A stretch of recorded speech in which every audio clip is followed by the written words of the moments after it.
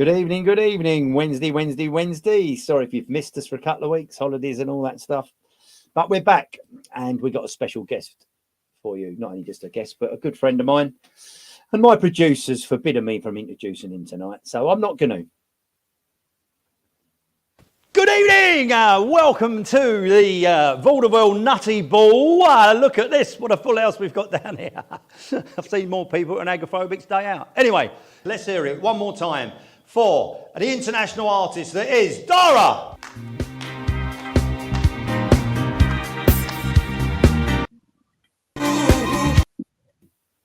Nice bit of editing there, mate. Yeah, that was a good bit of editing, wasn't it? Wow, what a little afternoon that was, or morning, wasn't it? Morning, but we'll come back to that later. So here we are. Dar.Ra, thank you for coming on. Absolutely. There you are, tucked away in your wonderful establishment in the heart of Sussex. Always a pleasure to hang out with you, Adrian. So what started all this journey then? Time we've spent together, I never asked you that. No, getting into music, really. I guess started it. It's funny, not having any work, really, I suppose. You know what I mean? And anything else. Sounds like me. Sort of deciding that kind of like working in a factory probably wasn't going to be the most fun in the world. I was. Do you remember back in the day they used to have YTSs? Yes. Like, there was these you sort of like had to do like kind of 40 hours. I think it was 35 hours a week for like 25 quid or something. And the idea was basically that you got some sort of apprenticeship out of it. Do you know what I mean? But it was just like slave labor, really. It might as well be stick you up a chimney or something. But anyway, I went on a YTS scheme when I was about I don't know, it must have been 16, early, just as I left school, and I wanted to do some electronic servicing and stuff like that. And they ended up banging me in a factory soldering, and I was just sitting there staring out the window, going, "Is this it? Is this it?" Like looking at sort of soldering, and I just thought, you know what do I like doing? And I was like, well, music's always been a thing that I've always been into. Do you know what I mean? And I just thought, I'm going to sort of give it a go. So I grew up in Brighton. We moved down from London when I was kind of young, and I grew up in Brighton. There was two bands looking for. They've got two reggae bands, and one was looking for a drummer and one was looking for a singer, and I went for the drummer, and I got posthumously booted out of the sort of studio because I just couldn't do the one drop thing. I mean, I could, but it wasn't obviously up for their kind of tit. And then I thought that was, obviously devastated. Went back in the factory, thought, now what am I going to do? So I thought, well, I'll go for this other kind of audition as a singer. And I thought this time I'm going to proper go hard. Do you know what I mean? And I went in there and did my little gusto, and I got it. And then it's a one drop for us. The one drop, it's like a reggae rhythm, and it's like you hear, if you listen to sort of any reggae track, it's called a one drop, and it's just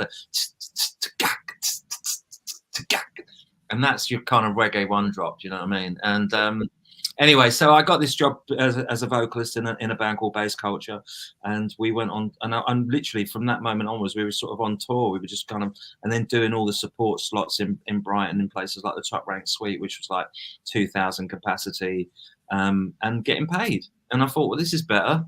This is more of a YTS, isn't it? Better than a sort of government YTS. So that was it. And then after that, a couple of years later, I kind of moved back up to London, and then got signed to EMI, Chrysalis EMI, and then sort of lots of stuff happening in between there. But I kind of learned my chops basically from initially. Before we got signed, we were about to sign to Big Life, and Big Life was run by a guy called Jazz Summers, who anyone that knows the kind of game, Jazz was like the legend that was. He broke kind of with Simon Napier Bell, Wham out in China. That he was just an absolute maverick. At that point, he had Lisa Stansfield, and he was going out to the States with Lisa. But before that, Jazz put us in a studio with a guy called Paul Waller, and I was just amazed by this guy, because him and the guy called Chris Woods were doing like the brand new heavies and all these kind of people. Jamiroquai, I think he was doing Jamiroquai. He was doing that Misha Paris, and it was just amazing being in the studio with this guy who could just, he could just go for like 17. They bang you in a studio. You've been there for 17 hours, like just like never see the light. Do you know what I mean? And at least it stands for you. Stands for the album, just wasn't it?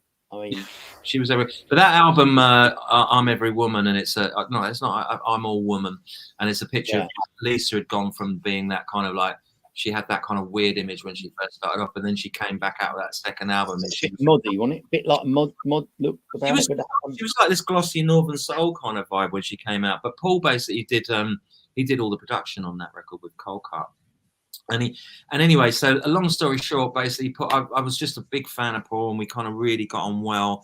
And then we were sitting in a studio in Wood Green, Livingston Studios, and we get a call from Chrysalis, and we hadn't signed to Big Life at that point. So and Jazz had gone out to America with Lisa Stansfield. So we were basically kind of like, we got the phone goes, and it's like, oh, it's for you, and it's like, oh, it's Chrysalis, and we were like, it's like Dar.Ra from A&R. And they said, what are you doing with this record? And we're like, we're just about to sign a Big Life. And they were, look, whatever they've offered you, we'll double it. So we were like, me and Joey were like, looked at each other and we were like, mate, we've got to have a butchers at this and see what the runnings are. So we've rocked in there, and they sort of like lobbed like 10 grand on the table and said, look, sign this deal now, and we'll make you massive. And and that was it, really. We sort of, unfortunately, when Jazz got back, he hit the roof, and then he wanted to put, bless his heart. I kind of feel sorry we did that in some respects, because Jazz was a dude. Do you know what I mean? And but he sort of, I suppose he trusted us really, and we were sort of like little kind of ragamuffins and thought, do you know what I mean? Whatever you're offering, and he needed a lot of money. When was that? 1980 something? No, it was 92. 92. We were like 20 years old at that point. Or 20. 10 grand's a lot of money in 92 when you're 20 years old. If somebody put the 10 grand on the table now, you'd probably take it as well. Do you know what I mean? Because I don't think things have changed in some respects. I mean, I think if you've got into that stellar level, then, you know, obviously, you know, you're making good bread. But I think if you offer, I mean, a lot of artists would probably take 10 grand now to sort of sign a deal. But the deals now are a lot more loaded. I mean, they're like 360 deals. Do you know what I mean? And you're pretty much signing away everything. Do you know what I mean? Your mum and dad. Really? Your mum. You're probably better being a YTS now. We want your nan. You probably. It's like the old break of the YTS. In case you can't go out on tour, we want your nan to basically back you up. Do you know what I mean? And she's got to sign the deal as well. No, I mean, the thing of the 360 thing is basically they want everything. So they want your publishing, they want your streaming rights, they want anything that comes from your merchandising, and they certainly want a chunk of your touring as well. And that was always separate. You always did. You never sort of signed a record deal and a publishing deal with the same company, because they would always have you wanted sort of like separate entities that could kind of fight against each other and do the best for you. Do you know what I mean?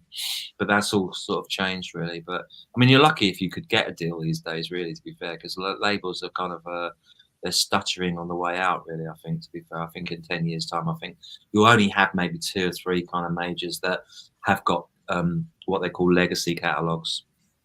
And they just Sony just got hold of Michael Jackson's catalog, man, after he expressly said that they didn't want him to have it, but they've basically managed to get hold of his catalog. So, you know what I mean? The record companies, I can't think how that happened. I mean, it's the thing is, when you sign these things, you know what I mean? You're young, you don't really sort of like see the implications that are coming down the road. But the thing is, once you sign, they are like the mafia. You never get away from them, do you? I mean, this is the thing. This is why Prince and all those characters basically had a bit of a, you know, had a moment of rebellion, but they didn't win. You know what I'm saying? George Michael didn't win that case. No one wins. That's the thing, because you've got the wonderful establishment behind these legal cases, and they won't let you win, unfortunately, because you're just a little person. I mean, reminds me of that you saying about the YTS. It's probably a bit of a naughty one, this one, but reminding me of the YTS lad working in the mortuary. All right. His boss said, right, I'm going to lunch now. So he told him what to do. And when he came back, he said, how'd you get on? Have you done all that? He said, yes. He said, any questions? He said, yes. He said, you see that woman over there? He said, what's that little prawn thing between her legs? He said, that's not a prawn. He said, that's a clitoris. He said, what? I said, it tastes like a prawn. Anyway, sorry, carry on. And the producer's probably got his hands in his head now, by the way. I'm in the mood tonight. Anyway. If my YTS had been like that, I probably would have stayed. There'll be the line of the night. Sorry, I'm being naughty. Yeah. Anyway, so let's talk about your music. So you do blend various genres together, don't you? I mean, how does that is that something you've always done, or is that something is that all part of trying to find a new sort of, something like going from, say, like, I don't know, rave music, rock and roll to soul and stuff? I think that's a very fine question, young man. Young man, who used to do that, young man? That was your mate, wasn't it? That was Keir's mate, wasn't it? Listen, it was basically, I tell you, I think it's fear. I think I'm petrified of kind of getting stuck in a little kind of loop, and so I'm always kind of thinking of what can I do that's kind of slightly different, and it's kind of cool, but actually it's probably gone against me as well. I mean, the weird sort of caveat to the story is, like, so I work with Paul, and I've just literally hooked back up with Paul, and he's just been amazing. He's come in, he's done a bit, he's actually mixed half an album's worth of material, and he's amazing because, as I say, his track record, he did like Eric Clapton and BB King's Riding with the King. His track record is just ridiculously. Maybe you're just maybe you're just at that top of that loop, and it's your turn to have a little throw of the dice. Maybe, no, I think, but what Paul was saying to me recently, because we've been sort of catching up over 25 years of kind of not hanging out, and so we've been sort of like 2 o'clock in the morning, been sort of talking on the WhatsApp app, and just kind of go, oh mate, I remember that, and have you met him, and have you seen him recently, and what's he doing, and is that studio still about, and blah blah blah, and and one of the things he sort of said to me is, he said, your problem though, don't you? And I was like, what's that? He said, because he said you keep jumping about all the time. 1 minute you're doing this, and 1 minute you're doing that, and people want a consistency in their sound. So so that's kind of, it kind of like, I'm being told off. We'll have a drink to that. I've got me little ginger here. I'm being told off, mate. I've got a brandy here. Oh, you've got a brandy. All right. Cheers. Anyway, thank you for coming on. If anyone's wondering, this is me Lidl's. This is me Lidl's ginger. This is me Lidl's ginger shots. 5 shots. I think they're $2.99 a bottle, so I can recommend it. And if you don't go to Lidl's, you should, because have you tried the meatballs? Well, you should do, because they're the dog's bollocks. But anyway, sorry, carry on. I'm vegetarian, so none of that works for me. I know, so it reminds me, I've sent you a menu today. You need to you need to report back and tell them what you want for dinner. Anyway, but that's moving on. All right, so yes, and so walk us through your creative program, and you're in your little Centum Centurium there, aren't you? That is the place, the inner sanctum, where it all happens. Somewhere, I believe, between there, mowing the lawn and sorting out the horses, is where the creativity all ferments, and then you kind of come back about mid-morning and start grafting into the early hours of the morning, trying to make the next Lisa Stansford album or whatever you're trying to do. But the creative process, it comes from a little seed, doesn't it? You hear something in your head and you're like, oh, hello, what's that? And you sort of start exploring it down the road, and then it sort of develops, and then it just becomes obsessionary. It's like, it's like a scratch that you just can't itch until you kind of manage to get it finished. Or it's never. Do you think over the years when you've actually, because how many number ones you've had? I've had number one dance records. I've had top 40s. I've had top 40 in Australia, top 40 just outside top 40 here with Reach Out. But we've had number 1 dance records along the way. So it's just one of those things, really, that you kind of, it's in your system until you can get it out, and then somebody's got to sort of, if you've not got a record label breathing down your throat to sort of go, look, we want this delivered by blah blah blah, then you've got to have sort of someone there to sort of go, are you going to finish this at some point? Do you know what I mean? Otherwise, it just goes on and on. Do you think that that's some sort of writers have probably got sort of 10 writers and 14? You know what I mean? It's a bit like certain. I think it's different now, isn't it? I think if you look at a lot of the sort of the top, whatever it is that they call it these days, the top streamers. It's not the top sort of top 40 or whatever anymore, is it? It's a top streaming thingy. I think they've all got so many writers. I don't know who. I don't know how the publishers must be tearing their hair out in terms of accounting to all these different kind of, you know. I mean, certain top comedians will have sort of 7, 8, 10 writers writing gags for them and their material for them, especially if they've got a television program where they've got to keep on dishing out that fresh material. I mean, to me, as a dyslexic Annie, let's be honest. So yeah, so that would be look at you, brandy in one hand. What's got in the other hand? So I've got funny enough, I've got this is Jamaican ginger. Jamaican ginger. See that? I've got me Liddles, and he has to get his Jamaican ginger out there. You see, fire water. I mean, I love my ginger, as you know. When you've come over, I have me ginger tea, don't I? I have me ginger tea, I must say. I've sat there on a many a winter morning having my ginger tea. The old cockles, but this is a friend of mine sort of recommended this Jamaican proper. It's a small bottle, but it's literally just fire water, and you just put you put about that much in a glass, and then the rest is either whatever you top it up with a bit of water or a bit of lemonade in it. It's just it's really good for the old larynx. So yeah, so I'm on that as well as a little sip of brandy just to kind of warm the cockles, because it's starting to get a little bit chilly now, isn't it? I nearly put my winter drawers on this morning. Did you really? There you go. So we've had to talk about your creative processes, and of course, the little birdie. Have you got a team that help you get dressed in the morning? I've got a team that help me get undressed. Swines.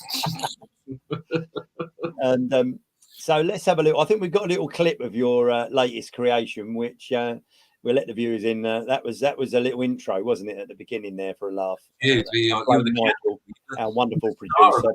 Round of applause for Nigel. Works very hard for these good lady behind the scenes. Thank you. We go, we flow out into this world. We rise, we fly. Density blows my mind. Demons hide deep inside every corner of the room. Even though I'm rising high, I feel they got their eyes on you. Tell me, is there a girl out there with jealousy? 'Cause I just can't stop it rushing through my veins anymore. Tell me, is there a girl out there for me? I just feel I'm pushing your breath away. Is there a cure for jealousy? Is there a cure for jealousy?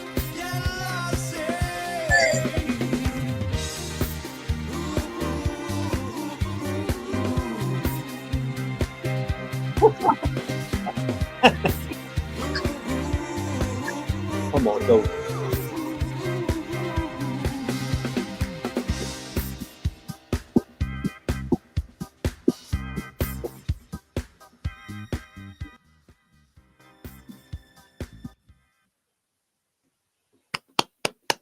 There you go. That's out on Kusha Records. Is that right? Kusha Deep Records, yeah. It's not actually out yet. We're sort of still pondering at the moment, sort of. So I've just had a little I've had a little exclusive, have I? Yeah, well, I mean, the video's kind of we did the video, didn't we? A little while. What was it, last month, wasn't it? And, yeah.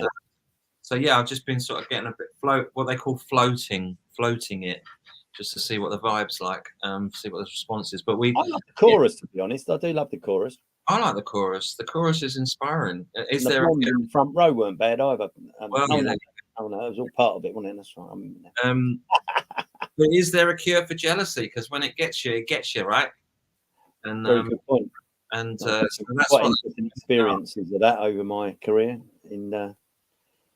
Yeah, I feel that. Do you know what? That funny enough, that got inspired by basically me DJing one night, and somebody was hitting on Joe, and it just, and I could see it sort of going on, and I just thought, you know, you get that feeling, you just think, oh, I'm gonna punch that guy straight in the head. I'm gonna put a long mix on. I'm gonna come down and sort of, you know, mix his head into the wall because do you know what I mean? Like, No, not exactly. I know. I get it. Yeah. I'm not a violent guy. I'm all about the love. Do you know what I mean? But when someone's stepping on your parade, it's just really difficult to kind of sometimes keep your cool. And I think it's the art of actually trying to keep your cool, which makes you, you know, able to sort of navigate those moments of kind of where you could just lose the plot. And you know, so yeah, I was able to navigate and just kind of like deal with it. Because actually, I think if you trust someone, and I do trust kind of Jo because she's a solid girl, but well, she's like Millwall, isn't she? So you don't really, you can drop her anywhere in the world. You know? You're just gonna kind of, would you look at that? That's her on a happy day. You know what I mean? We went to Anfield, like, and she's just like, oh, I was like, please shut up. Do you know what I mean? Because you're gonna get us battered here. Do you know what I mean? I'm gonna save you now before you dig hole for yourself. You've got to go back into your establishment in a minute, and you'll get sacked. Yeah. But no, as you can see on the screen, please subscribe to our channel. That'd be great help if you could do that. Don't be lazy. Subscribe to the most amazing comedy channel in the whole universe. Get yourself. I like that. That was good. I wish I hadn't said anything. Now, can you do it again? Subscribe to the greatest channel that has ever been created by a human being. All beings of that matter. We aim to please in all ways and reach the old parts that other comedians just don't even know exist. Yeah, we was heading up to 100,000 views, and then I said to Nigel, I said, when we getting to 200,000? Then he said, no, he said it resets every year. You have to start again. You got to step up, mate. Do you know what I mean? We're just heading up, you know. So if you want to help us get up there, we're about 200 subscribers, so we're kind of heading that way. Well, I mean, I think it's a good thing. I think the more, you know, the more we kind of go into this age of kind of madness, I think comedy is still, it's the last bastion of hope, isn't it? I mean, I think once that's kind of gone, that you can't laugh. What are you going to do in the trenches? I've tried, but I'll tell you what's interesting is I think it's making a comeback. You know, this traditional comedy, it is actually making a comeback because the guys that you know, I've tried to sort of step away from the naughty thing. You wouldn't think so tonight, but anyway, there you go. I've got a couple of good friends of mine, Gary Roundtree, who we'll probably have on here in a couple of weeks, and Russell Hall. Naughty though. I mean, I don't know how you can say that you do. What do you do that's not naughty?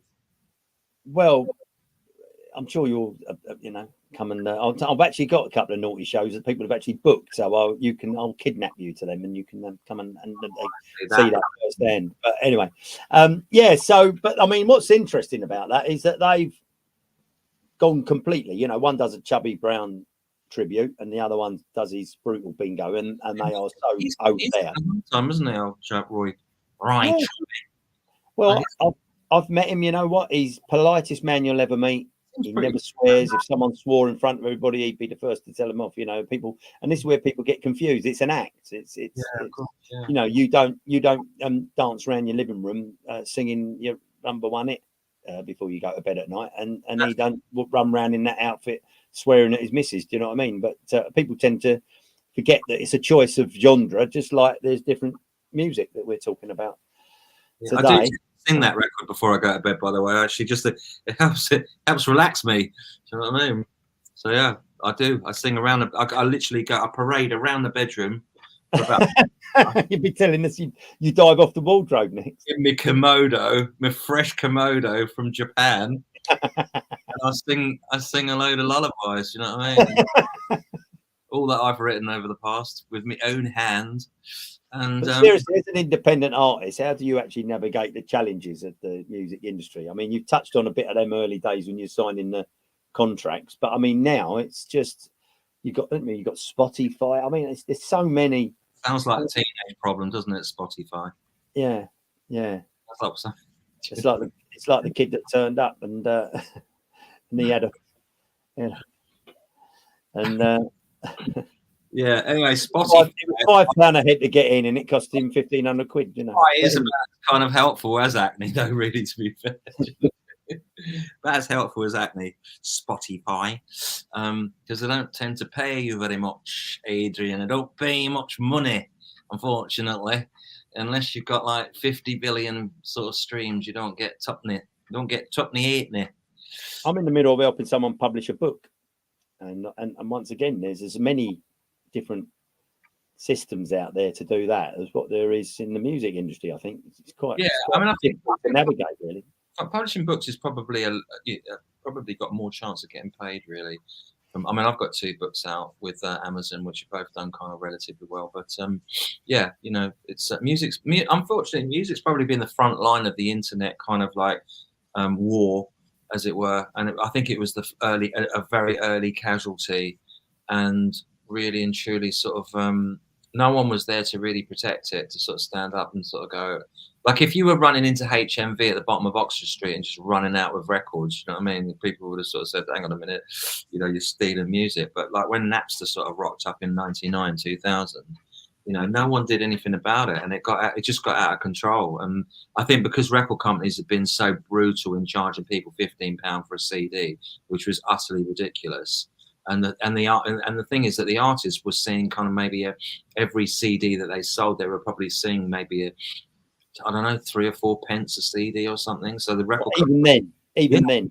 Yeah. So even though they're complaining about Spotify now, it was as bad then. Is that what you're saying? Yeah, but the thing is, you were selling you were selling hard copies, so you did get paid. But the record companies were taking probably sort of 80.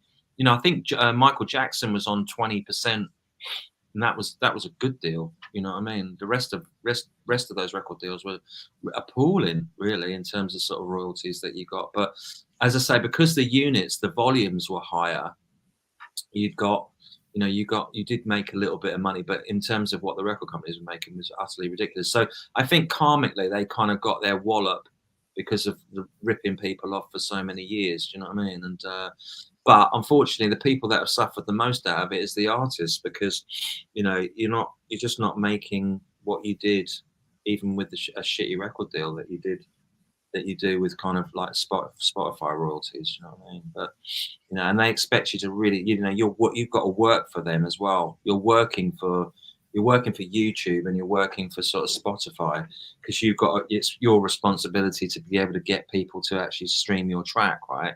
So then you've got to spend a load of time and a load of money marketing to get people to go to your spotty selection. And hopefully they sort of stream it, like, you know, but I think only a million plays is something like 15 grand or something like that. Do you know what I mean? So it's not great, you know what I mean? But what else are you going to do? I see online the other day that you've got your new podcast. That looked good fun.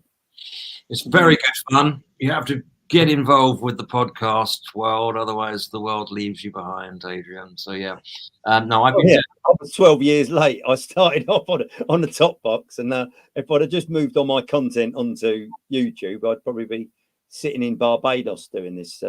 How do we know you're not sitting in Barbados with a tricky background? Well, this is all just a hoax, isn't it, to make people think?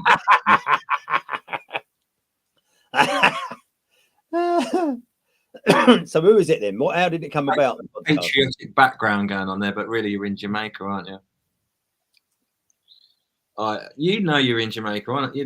You've got a hammock out the back there with a big bottle of rum. I think I would have. I wouldn't have had me ginger, would I? You're choking me now. That's your morning drink, isn't it? That's the wean off the hangover. But yeah, so yeah, so the music industry is a tricky old game, really. But you know, you do it not because you're going to get paid fortunes, but you do it because you're just a mad lunatic and you can't do anything else.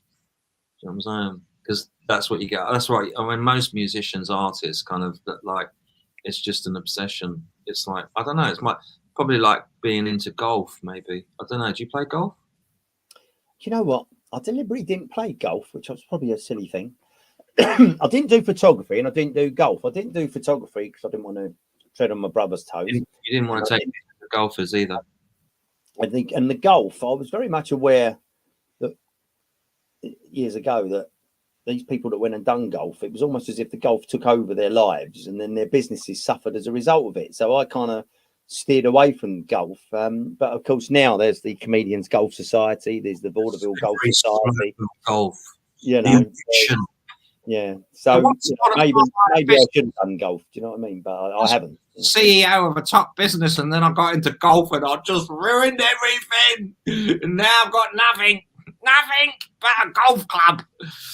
The last time I went once, and there was a couple on the number one hole, couple of old boys, and a funeral procession went by, and one of them took his top hat off, and he just stood there, bowed his head, and the procession went by, and his mate said to him, he said, "Do you know, Charlie?"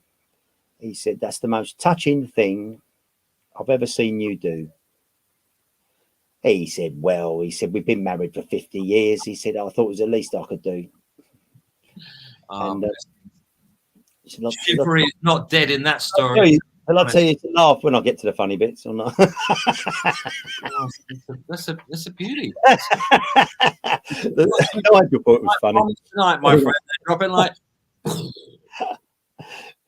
Well, it's supposed to be a comedy channel, so I thought we better muck about a little bit, otherwise. Do you know? It's not the new. Even though we've got the old ticker tacky thing going on, it's not. Good, isn't it? Now I'm getting quite into it. Yeah, it's hypnotic, isn't it? It's like Kusha Deep Records on YouTube. Breaking news. There you go. Look, that background's changed. So yeah, no, it's an ever changing world, but the comedy world's an interesting playing field as well, isn't it? Really, because and that's been, as I say, we're talking about Roy Chubby and all the rest of it, and that you know he's sort of having a bit. I mean, I bet you he must think, what is going on? That do you know what I mean? Like once upon a time. I mean, unfortunately, all the council-owned theatres, even though they might have sold out 2,000 seats, say on a Wednesday, they'll still cancel him. It's madness, isn't it? Yeah, it's madness. Davidson the same. Yeah, old Jim. I went to Lanzarote last June, and they were due to have Chubby Brown over there, and they had to move the gig 3 times. Really? Well, even in Lanzarote? Even in Lanzarote, yeah. Why though? I don't get it. I just. Why? I mean, like, I can imagine sort of like for politically correct reasons. People, you know, but who's got the power out in Lanzarote to say that he can't play there? Though, I mean, over here, obviously, because you've got a lot of kind of people who are kind of doing what they're doing in power structures. I believe there was a mayor involved in one of them. Really?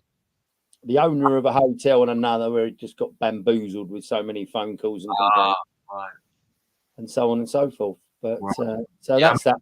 They get pressure, don't they? Because I suppose because of the power of the internet. But what is it about Chubby that people don't get? Is it because he's just sort of? Is it? I don't know. Look, I don't know much about Roy Chubby Brown other than sort of like, you know, he's a northern comic that sort of swears a bit. Do you know what I mean? I've never really watched any of his to be fair, to be able to have a comment on it. But at the end of the day, like, what does he do that makes people sort of freak out? Well, it's the sort of the how they would say it, the sexist connotations to virtually everything, basically. And therefore, there are people that find that offensive in today's world. Yeah. But there are also 2,000 people on a Wednesday night in Southend that think it's a great idea. So, you know, this is the problem. It's why? The fact that people can't have a choice that's wrong, really. That's what I'm saying. Is like, if you're offended by it, then why would you kind of want to kind of do anything? Why would you be interested in it? Why would you be kind of like saying to those 2,000 people on a Wednesday night that just because I don't dig it, that you can't dig it? Do you know what I mean? Like, it's a bit of I don't know why. I might have mentioned it to you, but I was covering for Jim Grant down in Eastbourne, and my doctor, and this is a true story, is lovely lady, little size 8. You know, see, already we're not allowed to say that, but anyway, she's a size 8. Lovely lady. Steady on. Very efficient, absolutely spot on. And I went to see her, and she said to me, she went, "Hello, how are you? How are you? How are you?" I said, "I'm all right." I said, "I've just come back my PSA check." She went, "Oh yeah, let me look. Oh no, gone up. Not good. I look after you. And that was that. Now then, all hell broke loose. I had to write letters of apology. 4 comedians nearly got sacked. Jim Grant nearly lost the contract.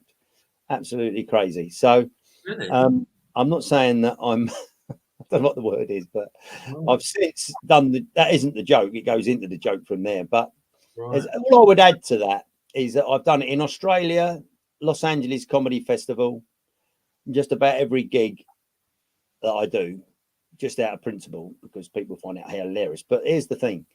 The actual story of the prostate and people going and getting their PSA checked, I've had several occasions so far, and I was only talking about the one. There was a gentleman in an event that I was in, and he was a black man, and before everybody starts jumping up and down about that, the Afro-Caribbean men are around about, I think it's something like 20 to 30% more likely to get prostate cancer than the Caucasian man. So anyway, the point is, I've done the joke, and even prostate's racist. Well, there you go. Anyway, it transpired that this guy contacted me. Well, first of all, he came up to me and he said, "Oh, was you being serious?" I said, "Absolutely, 100%." And then I gave him my card, and he contacted me a couple of weeks later to thank me that he'd been and had his PSA checked and he was in serious trouble. And there's no doubt about it. He thanked me. He said, "You've saved my life. Thank you so much. Thank you." So here's this, where's the balance in all of this, and how, and is it right that, I mean, if I was talking about my doctor in some nasty way, in the sense that she was, bad at her job, that all Chinese doctors are not good or something of that nature, I could understand people, being a little bit offended. But I've asked her what I've done. She laughed when I sort of done an impersonation of her. I've been in my local Chinese restaurant. And asked them, was it the impersonation that people got offended about? Yeah, that was what I was offended about. Yeah, the impersonation. What was it? Really bad impersonation? Thing is, though, there he is. Right, hey, we love you, Chubby. We love you. Beautiful man. Beautiful man.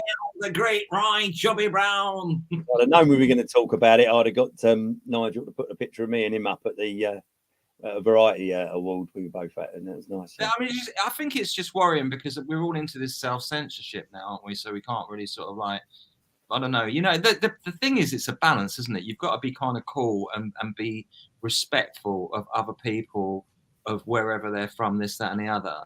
But at the same time, we've got to be able to have a bit of a giggle and a bit of a laugh. But I guess you've got to go, at whose expense? I don't know. It's a very tricky one, because on one side, it's like both arguments have got a point, but it's like, when do you draw the line of like I think what got us through crisis after crisis was the fact that we could all laugh at ourselves. Yeah, but you see, there again, I was at the I'm flexing now, but I was at the Comedy Store in Hollywood.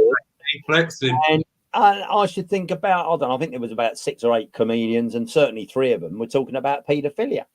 Ouch. Come to that. Isn't that a bit, that's a bit taboo though, is it, surely to well, I'm just explaining that is, that I'm just saying that, this is where it's all a little bit peculiar. It depends where you land. On one hand, you've got somebody doing that and everyone's laughing, and then in my opinion, I didn't think that was, I thought that was a bit, wow. Do you know what I mean? There you go. I think the whole kind of like rules and regulations, I think somebody needs to get down and sort of write what it is that we, have the kind of the handbook. The woke handbook. Have we had a handbook for the last 50 years? I mean, you could take. I think that people need to know, like, who's the authority on this, and what are the rules? Whoever laughs on the night in the audience. You know what I mean? I think that's really. They're crying with laughter. If there's anything that comes out of this conversation, it's actually to talk to anybody that's offended by these sort of things, to say, look, can you do us a favor and just write down what is right and what isn't right in your eyes, and then at least we've got a guideline. Because I think that there's things you kind of want to say that other people could probably say. I mean, there's a black comedian that called that. My sister went to see him. Reginald something or other. He's a funny guy, but he's ripping sort of like race on one side and kind of getting away with it. Do you know what I'm saying? Yeah. But he can do it on the other side. I can say, and I say this tongue in cheek, and this is an in gag that no one's going to know about, but it just the best way I can describe it to you. It's a little bit like being at a vegan day and saying that you like milk in your coffee. Yeah, that was the reaction is what that was what it's like for me when I done the Chinese accent. That me putting my foot right in my mouth. Yeah, really. I sort of. Do you know? I was just trying to sort of like get the crowd on side at that point. Do you know what I mean? And I just went about it in complete. You know what I mean? And it just went from. Luckily, we kind of pulled it off in the end. But yeah, I've never been DJing. Ladies and gentlemen, but we were doing a vegan laughter fair. What was it called? No, it was a music festival. Music festival, yeah. And Dar.Ra topped it off with a fabulous set, and everybody loved it, and they was all up dancing. But unfortunately, he inadvertently pointed out that he's vegetarian anyway, but he said he'd like to be vegan, but he likes his milk and his coffee too much. And as we were on as we were on a vegan farm, animal rescue centre, it didn't go down very well. The mooses came out, didn't they? Do you know what I mean? I was lucky.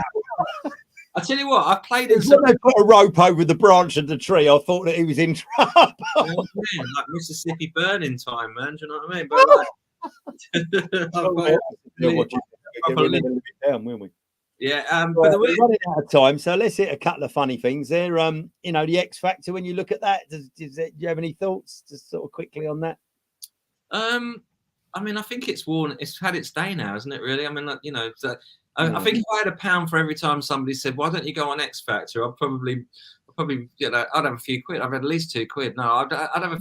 People seem to think that was a thing for a while. To sort of, if your career was kind of going down the pan, that X Factor was the only way that you could move forward. But I think that really destroyed a lot in terms of sort of people's respect for sort of music. I think the onset of kind of Napster, the internet, Simon Cowell, people just basically kind of like, thinking that music is kind of just a throwaway thing, I think has kind of led to the demise of what, the respect that kind of music kind of gets these days, really. Do you know what I'm saying? And then before we play you out with your great hit that you're about to launch, do you have any regrets? Any regrets in your music industry that you think you can? Do I have any regrets? Probably not making £1 million. Any regrets? Not really. I mean, other than just sort of like maybe answering the phone a bit more. Dear, I can't believe you said that. That was a loaded gun, that was, wasn't it? That person on the phone with a £500,000 deal and you don't bother answering the phone, that's probably my biggest regret, not having a phone that rings properly. Dar.Ra, I've had great fun with you over the last 10 to 15 years, and I know we're going to have more fun moving forward. So I thank you for coming on, and then we're going to leave you with your amazing single. And you just I'd like to say to everybody who's been tuning in so far, you're absolutely lovely. If you've offended anybody, I'm terribly sorry. We'll drink to that. And there you go. Kusha Records going along the bottom there. Go and find out a little bit about Dar.Ra.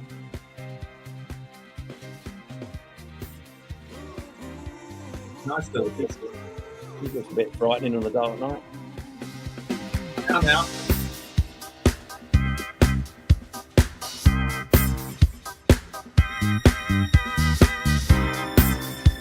Woo! So, ladies and gentlemen, good night, God bless. You know that you're a goddess, For joining angel. us. You love Keep singing, the voice. When someone gets close, I can't let you slip away. Feel a little rushing through my veins, so I pretend that I'm okay. Well, I trust you in my life, but the predators drive me insane. Ought to keep on coming, keep on coming. I don't know how to stop this pain.